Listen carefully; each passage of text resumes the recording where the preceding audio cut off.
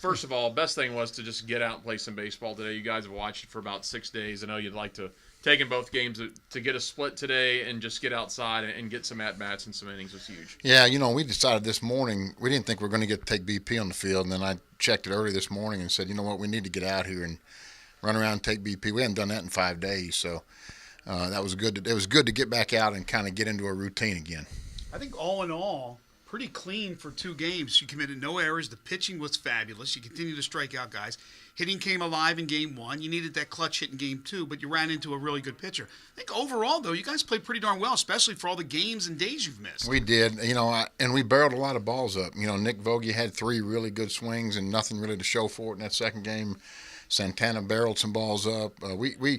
We just couldn't grab that big at bat in that big moment. In a 2-1 game, you can always slice it down to 1 at bat here or there. That if something falls, we're in business. But pitching keeps us in it, and it keeps it. If you can keep it where you're 1 swing away, you're in business.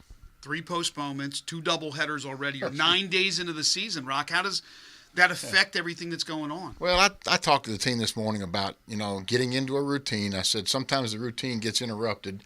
We're gonna try as much as we can to establish what a game day is like. We haven't had a normal 3-game series weekend yet. Midweek we didn't have BP on the field. It's been that we fight that early in the season, but hopefully the veteran presence in this team will keep moving forward. I think we made some strides today. We played a lot cleaner defensively, like you said.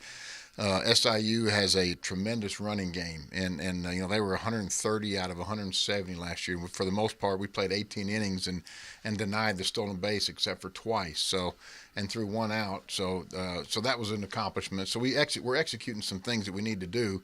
Now it's just a matter of grabbing that big moment. All right, challenges ahead against Arkansas on the road, and then what are you going to do with your pitcher for Wednesday? Danny Dens Wednesday, and we'll get the start, and then we've got the piggyback system still going. Durham was the piggyback guy for Hicks this weekend, and Brockhouse will be the piggyback for Dens probably. So and unless Dens runs into trouble early or gets us to real late in the game, then we go back to some of the shorter relievers. So, but our pitching is going to line up okay, and then we'll figure out the weekend once we start evaluating who's so this pushing this 2 games to Sunday kind of could change things for next weekend too. All right, final thing for your 6 games in. Again, the schedule's been messed up because of the weather.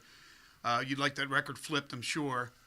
But your overall thoughts of the team so far? Overall thoughts are good. It's still searching a little bit in the corner outfield spots. Nick looks like he's settling in offensively. And then we've got some, we're going to give some guys some different at-bats in the other corner and kind of ride Colton a little bit in center. He's got to show us at-bats like he did today. His at-bats were a lot better today. And he stood in there better on lefties today. Hunter continues to excite you with, the thunder that's in his swing. There's still some freshman moments, on pitch sequencing and how they're pitching him, and he'll figure that out as we go. But he brings in 10 every time. Trella's starting to go a little bit offensively, just a little bit more each game, where the at-bats are getting better and better, and that's good to see too. All right, good luck. Thanks, Coach. Thanks, guys.